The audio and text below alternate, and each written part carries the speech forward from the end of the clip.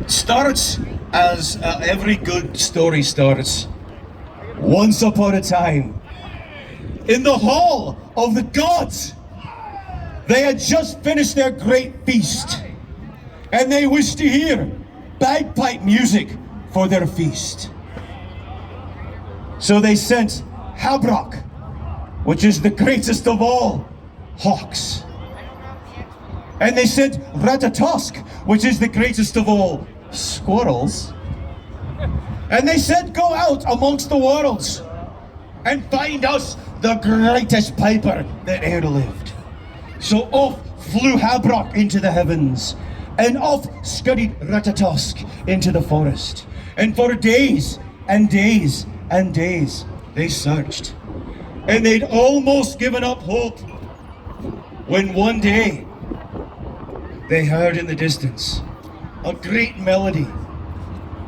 And they looked from whence it came, and there they saw, standing on a high cliff, was a solitary bagpiper playing a tune to the morning sun.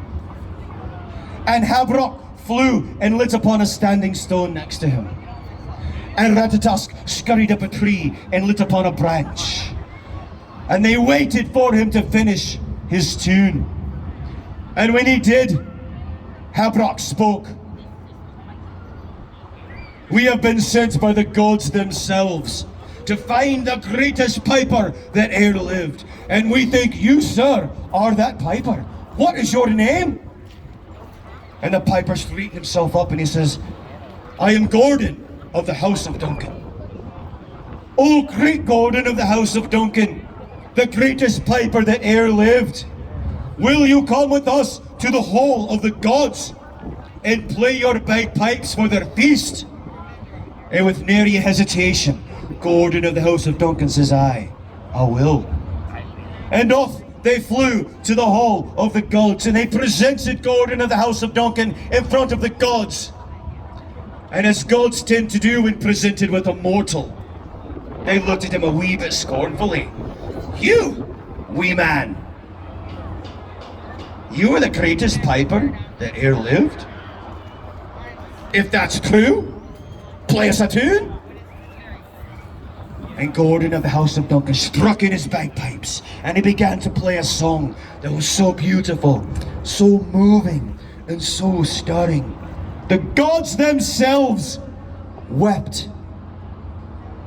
And soon they fell into a deep, deep slumber. And when they awoke, standing there before them still was Gordon of the House of Duncan. And the gods said, you are certainly the greatest bagpiper that e'er lived.